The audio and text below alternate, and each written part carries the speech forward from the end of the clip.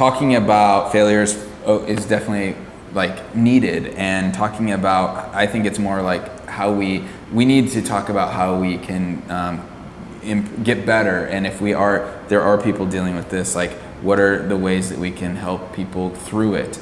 And that to me is the most important thing. I mean, there was like some major suicides that happened last year and a couple of years.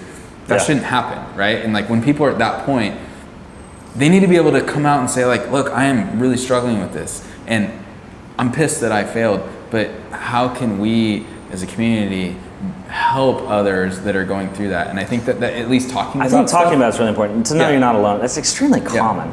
It's extremely common. There's nothing to be... it's hard when you're in that position because you feel like a failure and you don't want to reach out to other people. But I could tell anyone watching this or anyone in the future, like I've been there before, and totally reach out to me. Let's like talk about it. Yeah, you're gonna be okay. I think it's the biggest thing you learn. The first time is the hardest, but once you go through it the first time, you realize life goes on. You're gonna be okay. Like it's not over at all. Assess the damages and move on.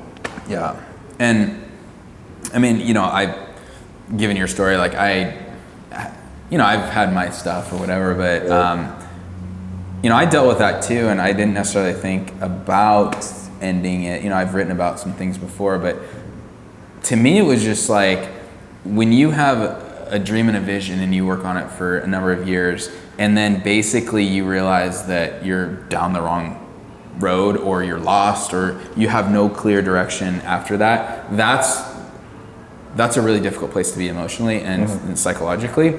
And with if we can just create a culture that is more open to talking about what can I do now, what's next, as opposed to trying, like every time you go to meetup, it's like, hey, how are things going? Oh, really good. Really? Right. Like, I think the question is, I think it's more like, how are you doing? How can I help you? What are you struggling with right now that I can help you with? Now you've opened the door for someone to be like, dude, let's grab coffee next week because I need to talk about some stuff.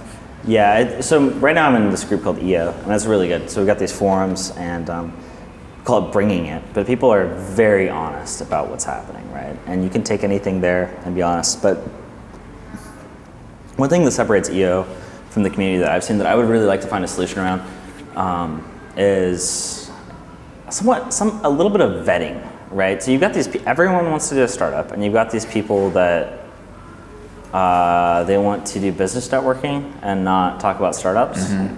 And when you get people like that involved, it's hard to be honest about what's actually happening as a startup because you get people that will never experience what you're talking about. And it'd be interesting to find a solution around that.